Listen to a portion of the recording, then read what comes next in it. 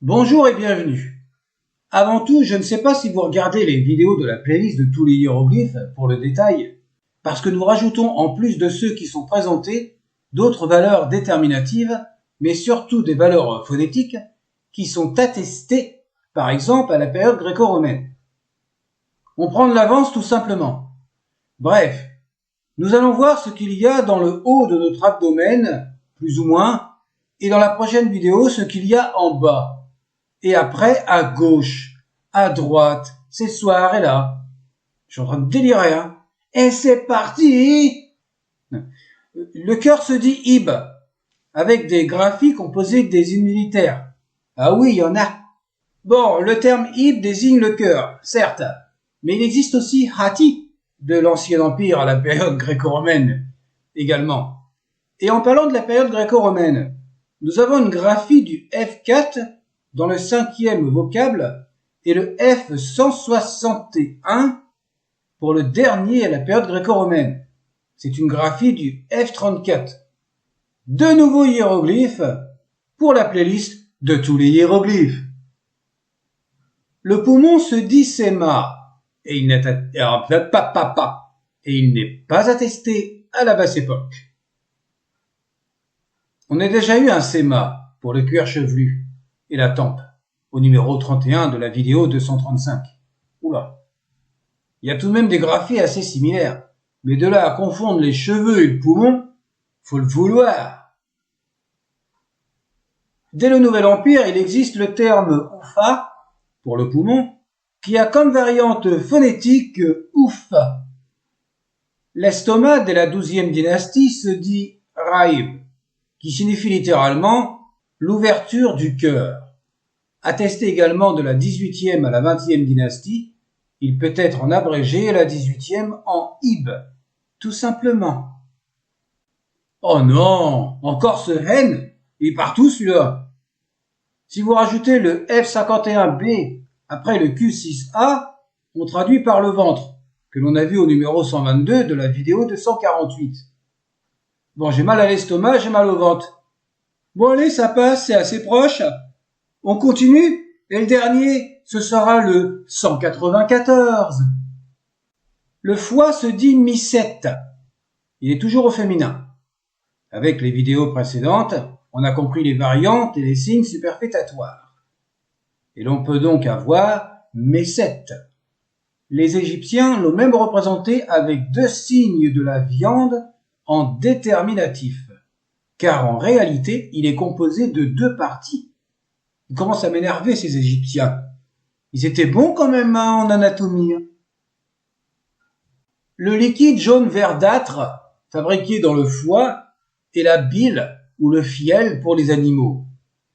Les Égyptiens l'indiquaient aussi dans leurs textes, mais uniquement au Nouvel Empire, avec le terme serrou. Et bien entendu, sous le foie, il y a la vésicule biliaire, qui stocke la bile fabriquée dans le foie. Attestée au Moyen Empire et à la 18e dynastie, elle se dit Bénef. C'est tout Bénef.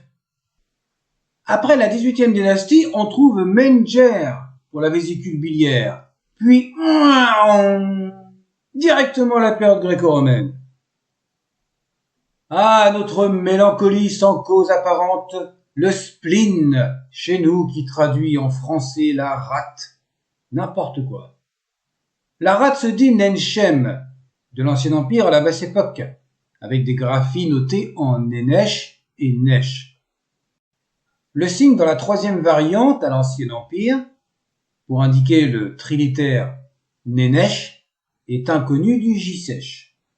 Tiens donc, une petite jalousie des textes des pyramides?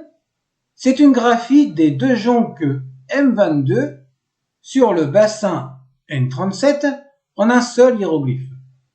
C'est tout de même un nouveau hiéroglyphe. Il existe une alternative à la formule 210 des textes des pyramides. Mais pour ceux qui suivent les vidéos dans l'ordre, il n'y a pas de souci. Comme le foie, il y a également deux morceaux de chair pour indiquer les deux parties de la rate.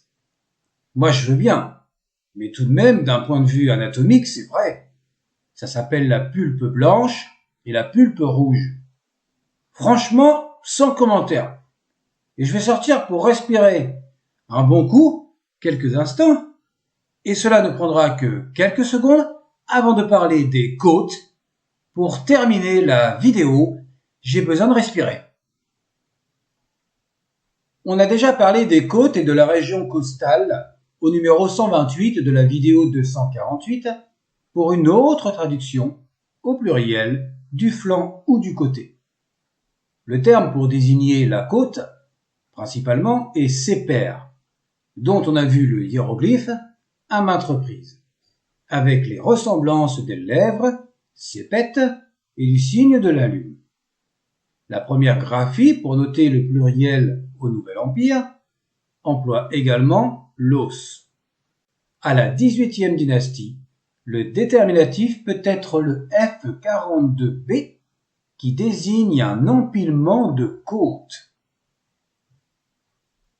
Et l'on retrouve également le F42B comme déterminatif au Moyen Empire pour désigner les côtes sépéhètes. C'est un terme collectif. Ce lexème est connu dès l'Ancien Empire et se poursuit jusqu'à la période saïte. Le déterminatif F41C, dans la variante de l'Ancien Empire, par exemple, a déjà été expliqué au numéro 128. Autre terme pour les côtes, c'est Hénou, à la 16e et 17e dynastie. Il est employé aussi dans le vocable Hénou nou Kabet, qui se traduit par les premières côtes du sternum. Le terme hym, dès l'Ancien Empire, qui a continué jusqu'au Moyen Empire, traduit la côte, le côté des côtes et de nouveau le flanc. Comme au numéro 128. Et au Nouvel Empire, il ne traduit que les côtes. De la 16e à la 19e dynastie, il existe la lexie Shuti pour les côtes ou la région costale, mais uniquement dans les textes médicaux. Et le duel indique les côtes de chaque côté de la colonne vertébrale. La région costale n'est qu'une traduction supplémentaire et synonyme. Les autres termes précédents peuvent l'être également, cela va de soi. Et enfin, à la 16e et 17e dynastie, il est attesté Henta, que l'on traduit par le manubrium. Voilà, la vidéo est terminée. De quoi? Comment ça le manubrium? Ah ouais, mais t'as raison. Donc pour le manubrium, c'est la partie supérieure du sternum qui s'articule avec les clavicules. Je vais expliquer maintenant les clavicules. Du latin clavicula, qui veut dire petite clé, c'est la désignation des deux os qui sont reliés au manubrium. Voilà, c'est fait. Non, c'est ce que c'est qu'une clavicule, merde. La vidéo est terminée. Dans la prochaine, la dernière avant la pause, ouais, nous parlerons encore de l'abdomen, mais ce qu'il y a en bas jusqu'au fondement. Ah ouais, c'est vraiment... Portez-vous bien, à plus!